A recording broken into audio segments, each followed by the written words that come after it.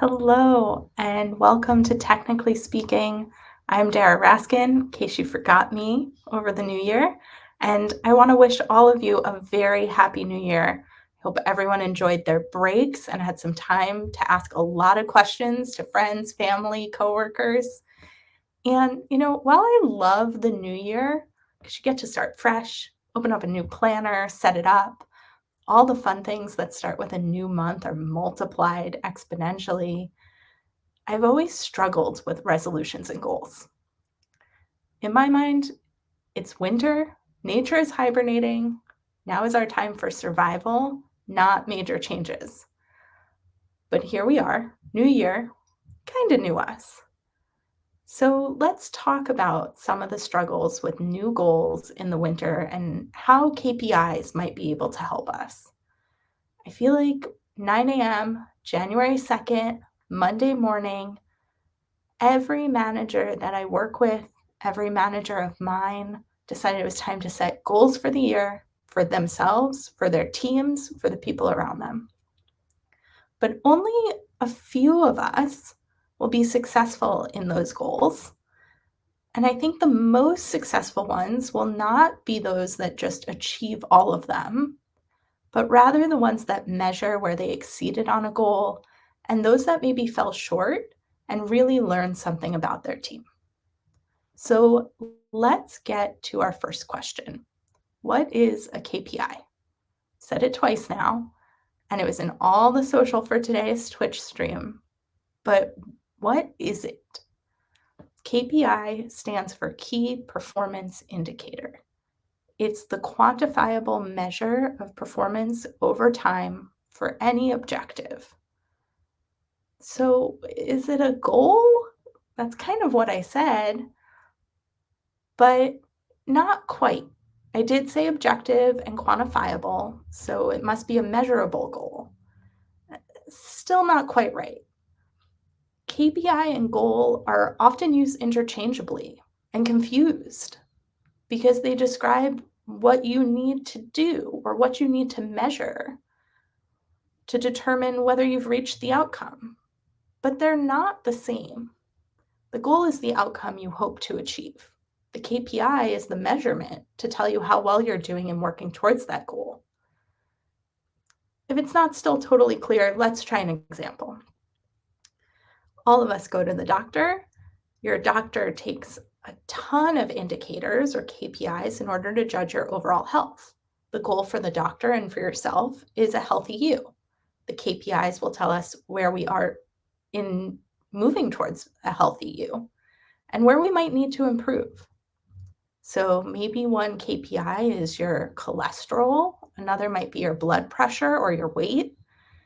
And now, if you drive down those things like cholesterol or weight, you may achieve the KPI of lower cholesterol or lower weight, but maybe what you did isn't making you healthier, like fasting or diet pills or I don't know what else.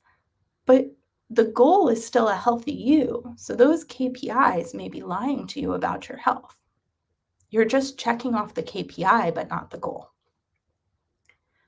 The next question I had when learning about KPIs was if it's not the goal, should I be driving towards it? And the question really drove how I thought about goals overall.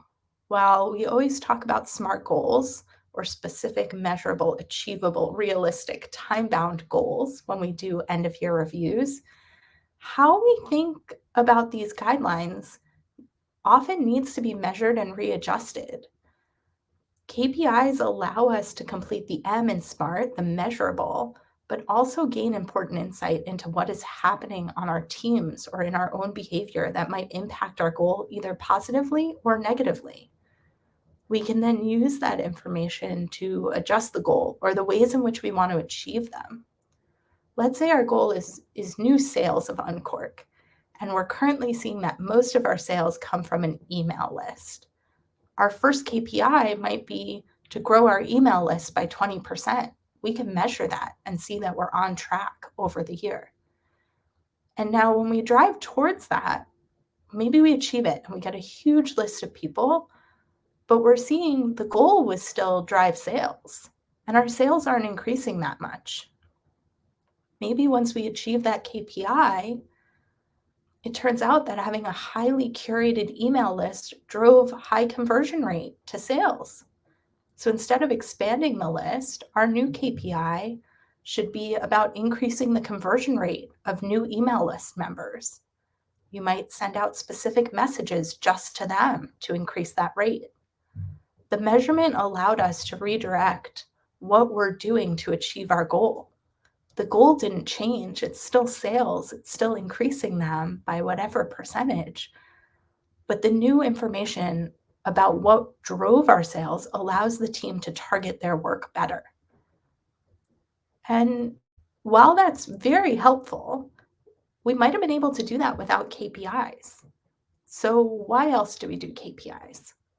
I think for me, the biggest thing is KPIs allow us to break down these big yearly goals into smaller measurable parts.